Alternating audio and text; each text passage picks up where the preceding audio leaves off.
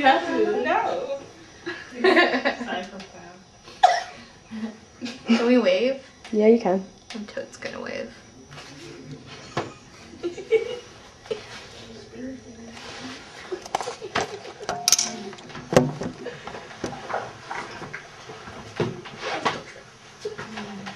Okay, good afternoon everyone. Thanks for coming.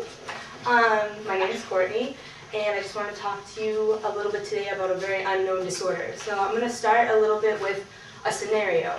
Have you ever been in a grocery store and seen a child completely defying their parent, throwing groceries, running away from them, come over here, go there? Now, in some cases we consider this child a brat, but in a lot of cases this is a disorder the child can't actually control. It's known as opposition defiant disorder, or ODD. Now, the American Academy for Children and Adolescent Psychiatry says about 5 to 15% of children have this disorder, while WebMD says about 2 to 16% of children have this disorder. It's classified as, on WebMD, as uncooperative, openly defiant, annoying behavior, and specifically disrupts their daily activities. Now, it has to be a persistent behavior that does last more than 6 months in order for it to be classified as ODD. And it also is completely defiant against any authority figures and does go against specifics in different settings. So it has to be within their family life, their friends, and their school institution. So here are some of the symptoms that classify oppositional defiant disorder. There's a lot of temper tantrums, arguing with adults and authority figures, defiance of adult and authority figures, I'm sorry.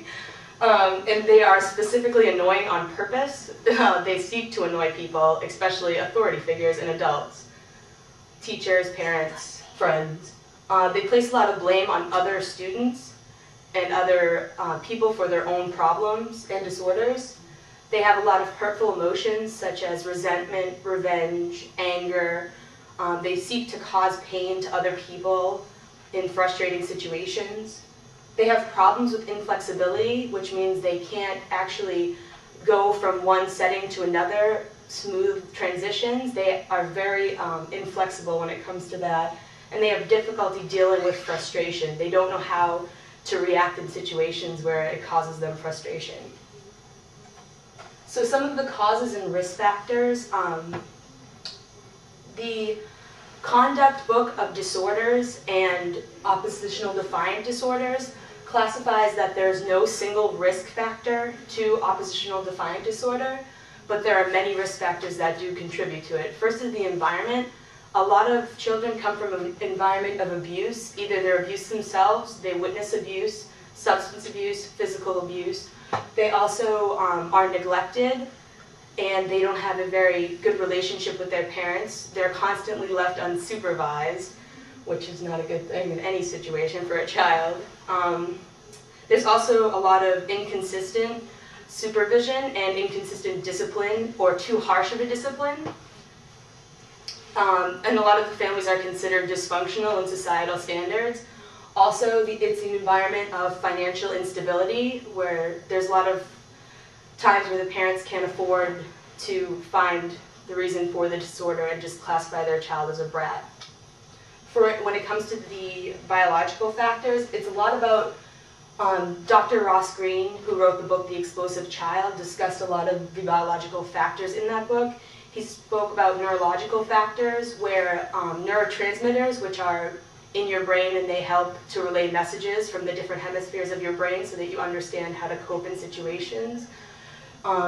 In oppositional defiant disorder children, these neurotransmitters don't work properly, and the child doesn't understand how to function in a frustrating situation.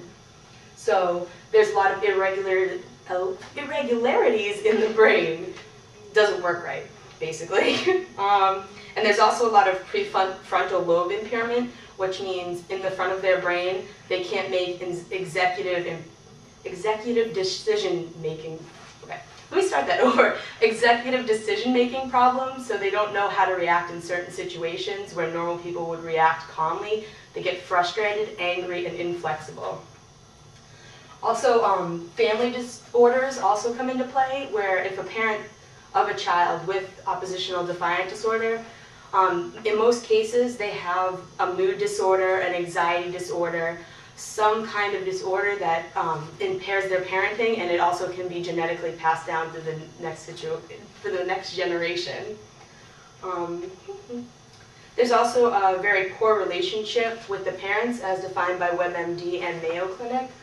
So they have a lot of dysfunctions with their parent and their family. There's a lot of abusive situations in their homes, and they may in some cases have problems with their brain.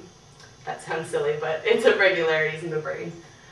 So I just thought this was really important to talk about because a lot of people don't know about it, and it does have a small portion of students, and we consider them brats, but they really can't understand how to deal with these situations on their own, and they don't mean to be brats, it's just part of their brain.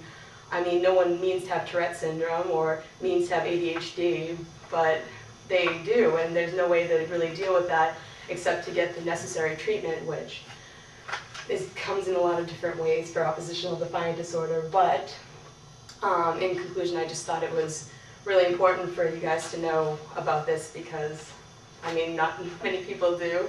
Thank you.